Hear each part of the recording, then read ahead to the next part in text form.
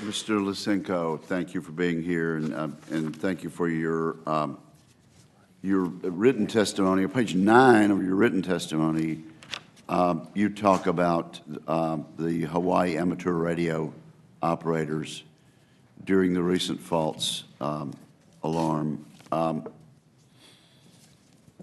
How were these operators able to disseminate a cancellation notice about Hawaii's ballistic missile false alarm before others were able to do so?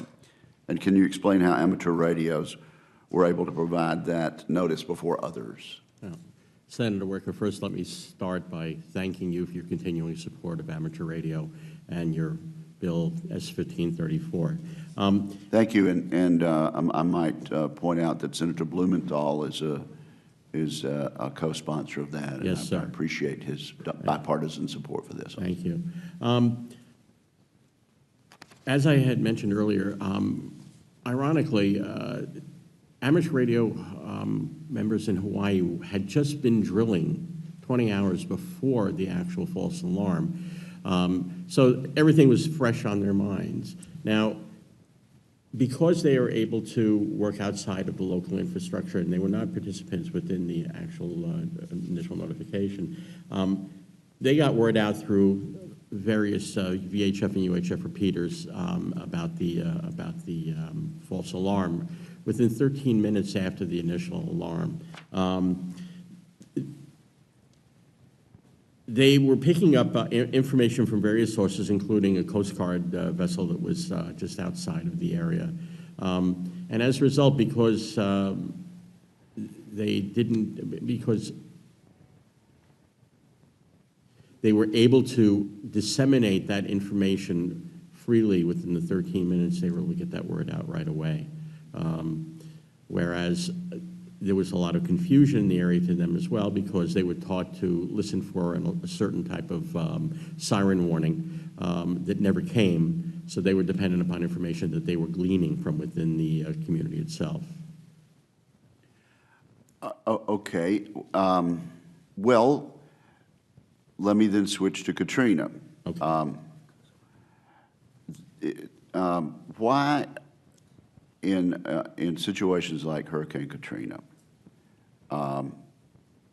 are the amateur radios so much more resilient and able to be there as a backup to the more well-known forms? Well, for a number of reasons. First of all, we're not dependent upon the infrastructure to operate. If power goes down, we're able to use generators, solar power panels, batteries, what have you.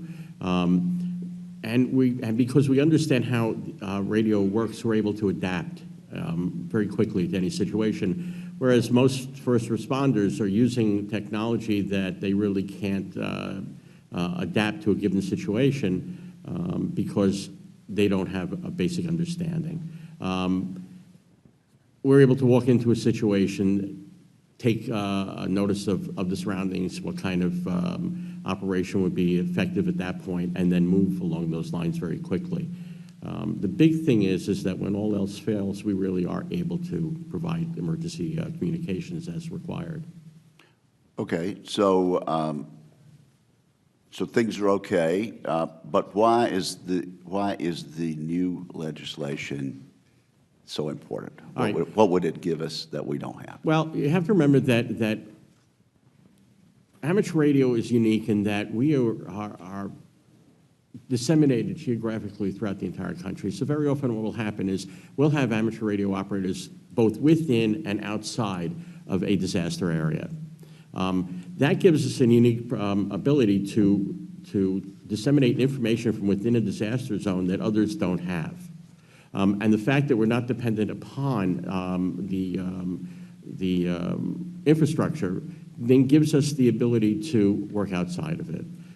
So that, for instance, during Sandy, I'm from, if you can't tell from my accent, I'm from Brooklyn. We had devastation throughout the coasts of both New Jersey and New York going out to Long Island. The flooding was so severe that we had people who were stuck in their homes, obviously waiting for help. We had amateur radio operators who were inside of the flood zone, And we're able to send messages to first responders outside of the flood zone as to where people needed help. And very often in an emergency of that nature, it's as important to know where you need help and where you don't need help, so you don't waste the resources that you have, which are limited during a disaster. So you don't want to send a first responder to the wrong address when there's nobody there to save. And we learned that, that it's that dissemination of resource that is a strong point for us. Thank you.